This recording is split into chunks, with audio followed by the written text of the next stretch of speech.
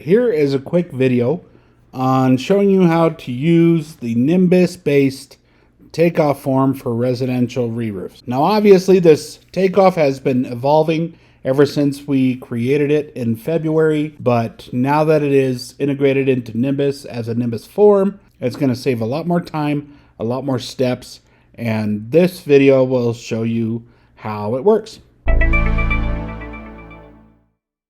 So keep in mind, the takeoff is the last thing you want to do before you actually submit the job. And among the things you want to do prior to that is filling out the heading of the profile before you submit it for production. And to edit the header, you come to the three pebbles in the upper right corner, you click on those, you go to edit, and now we can start editing the header. So whether it's a cash job or an insurance job, right now it's set to hail damage insurance. After this set of dates, that's when we start to begin the fields that we as the sales staff need to start filling out. So the 6-pack knocked, if you haven't done that at the time that you confirm damage, make sure you do it the day of the build because it becomes a lot more organic. Make sure you check box roof only if it's only the roof. If we're doing gutters or any other side trades, go ahead and leave that blank. Is it going to be a class 4 roof when we get done? More than likely it's going to be. List the structures, list the existing shingle, the amount of squares, that includes waste, the contract price if it's a cash job,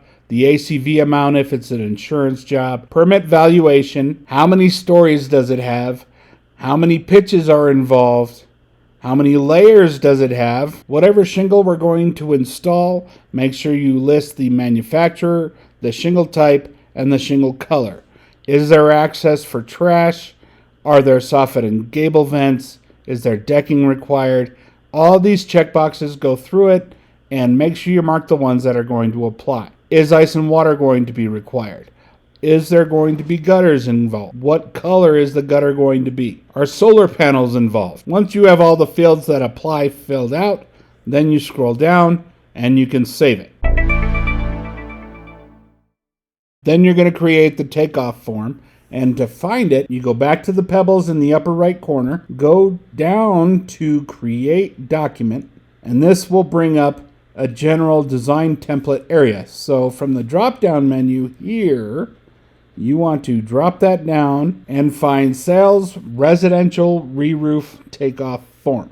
Go ahead and click on that. And this is your template for your residential re-roof takeoff form. Now, everything that you see in green is going to be auto-populated from everything that you filled out in the header of the profile, and that will save you some time when you're filling out this form. So like I said, everywhere that you see green, you do not have to put anything in there as long as you filled it out on the header. So outside of the basic property information, which is right here, auto-populated from the heading of the profile, we get into the main structure, roof replacement. This form actually matches the previous takeoff that we had that was in Google Drive.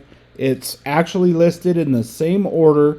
However, it's only in one column because when the supervisor at the job site goes to look at your takeoff, it's much easier to read on his phone if it's listed in this manner. So we no longer have 3 columns to deal with.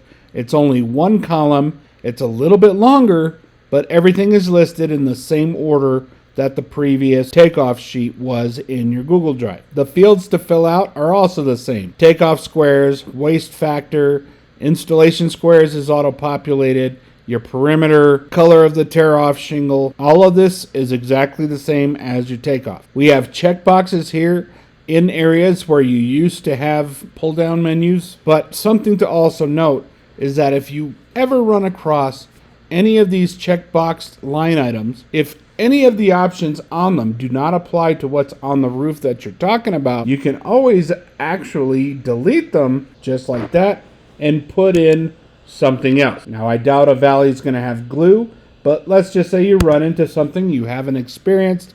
This is your ability to put in something that is not applicable to the checkboxes that are provided. So the main structure is also broken down into sections.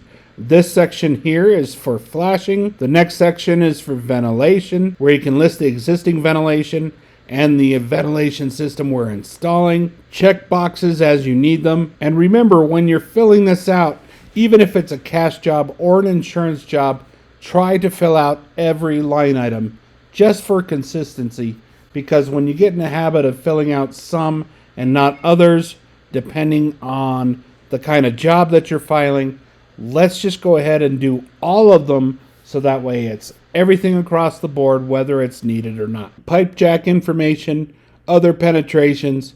Again, this is most common, but if you run into any other kind of penetration here, this is anything that is not on this list. Certainly describe it, how many feet, how many of them are there, whatever might apply. Also keep in mind what's good about this new Takeoff is that you can edit this as you need it. So if there is some sort of a line feel needs to be added per this one job, feel free to go ahead and add it as needed. Like the old form, we have the flat roof facets of the main structure, substrate questions, any other existing roofing materials like a corrugated patio roof that's made of acrylic or anything like that. Note the elevation it's on and mention what it is and how many square feet if we're going to go ahead and replace it. Solar panel questions, and that's if you or the homeowner know, because this is information that's good information to give to Vanguard, who does our detach and reset of solar panels before they get out there. Next section is the skylight section, just like before. Any additional notes for the main structure, make sure you do that. The next sections you'll run into are the additional structures. Mention if there's any additional structures. Mention if we're re-roofing any of them. And are we doing the same materials as the main structure? After that, we have the breakdown for one detached and the same breakdown for a second detached structure. Most typically, if you have a 3-structure job, it's going to be the main structure, it's going to be a detached garage, and it's going to be a detached shed. However, if there's a 4th structure on there, all you have to do is highlight the detached structure before it, copy it, and you can paste it right into the Takeoff and note detached structure number 3. Next up is the breakdown for the gutters and the downspouts. Again, you have options here, but let's say you have half round pipe copper gutters that wouldn't be in this because it's not very popular. All you have to do is delete all this and put half round pipe copper gutters and fill out the rest as needed. The top portion is for if you are replacing the entire system, and you can see there's a section down here for a partial gutter replacement in which you would list the linear feet per elevation, downspout number and linear feet per elevation, extensions as well, and for a partial, there's an area down here you would actually do the total of end caps, drain holes, inside and outside miters and elbows involved with that partial replacement. Next up, we have the ice and water installation special instructions. This is where you would note how many courses are going to go on the eaves, how many courses are going to go in the valleys, and you would describe any areas on the roof that have facets that need to be covered, like the dormer over a front door where there's a front stoop, or a back patio roof that also has shingles on it. This is your area to say which facets need to be covered in full. Overall job instructions are at the end like it was before, and you can note here not to have the crew playing loud music, whatever needs to be specific, any specific water features or anything on the property that needs to be tarped. This is a good place to note that as well. The next section towards the end is the insurance supplementing. Now, when you are submitting an insurance job and you've looked at the insurance paperwork, if you notice that there are line items missing, this is where you fill them in to give a heads up to the supplementing insurance team. So let's say this job happened to forget that there's metal in the valleys, there's starter shingle on the rakes, the permit fee, and only half the amount of ice and water required. One of the ways you can call attention to this and any other place on this Takeoff is you can highlight and then give it a different color. So now you've called attention to your list of supplemental items that you are aware of based on what needs to be done and what the insurance company has provided so far. Lastly, you have the subcontractor bids provided. So if you decide we're going to do something outside of the roof and the gutters, and we're going to be doing siding or we're going to be doing paint, you draw from our list of subcontractors, have them go out and provide an estimate and upload it to the documents of that specific profile. Once that has been done, you click yes. If we are not doing any other trades besides roof and gutters, then you would just simply click not needed. So once all this is filled out and everything is to exactly as how you can get the job to go, then it's time to click Create Document in the lower left. We do that, your document is being generated, and this will give you kind of a preview of the document, but it won't give you the entire thing because it is page 1 of 8. Also, when you see this page, do not worry about required signers. That is more for a subcontractor agreement that's created in the same platform. So let's go back to the contact or the profile page.